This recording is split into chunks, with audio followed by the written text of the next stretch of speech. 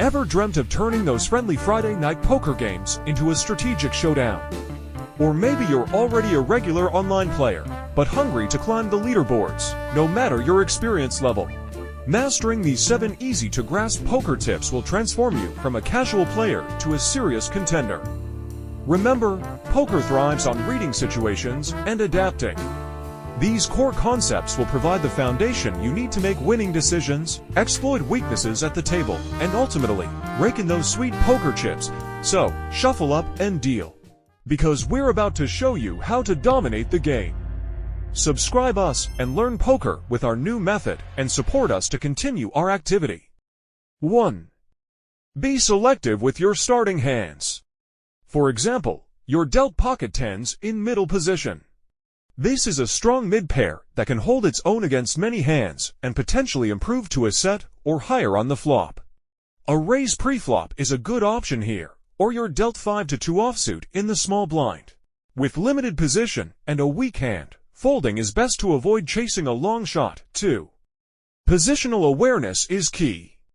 For example, early position, you're dealt ace-king again in first position. Unsure of how others will play, a call pre-flop lets you see the flop cheaply for a chance to make a strong holding. Or late position, you're dealt ace-king again, but this time on the button. Seeing everyone else fold allows for a raise pre-flop to isolate weaker hands and potentially build a bigger pot with a premium starting hand. 3. Bet sizing matters. For example, underbetting. You flop a set of 3s and make a small bet. This might make you appear unsure and allow players with weaker holdings like a pair or a flush draw to stay in the pot. Or overbetting, you flop top pair with a top kicker ace-queen on a king-jack-10 flop and shove all your chips in. This large bet might scare away potential callers who would give you value with weaker one-pair hands. 4. Don't fall in love with your hand. For example, sticking with a loser. You start with pocket queens, but the flop comes king-jack-10, to higher hearts come on the turn and river, giving your opponent a higher flush. It's time to fold and move on, even though you started with a strong hand. 5. Control the pot with continuation baits, c-baits, but don't be predictable. For example, c-betting. You raise pre-flop with a K, and the flop comes kjt. You fire a continuation bet here to build the pot and potentially push out weaker hands. Not overusing c-baits, you always c-bet every single flop after raising pre-flop. Savvy players will catch on and start calling you down with more hands, knowing you might be bluffing sometimes.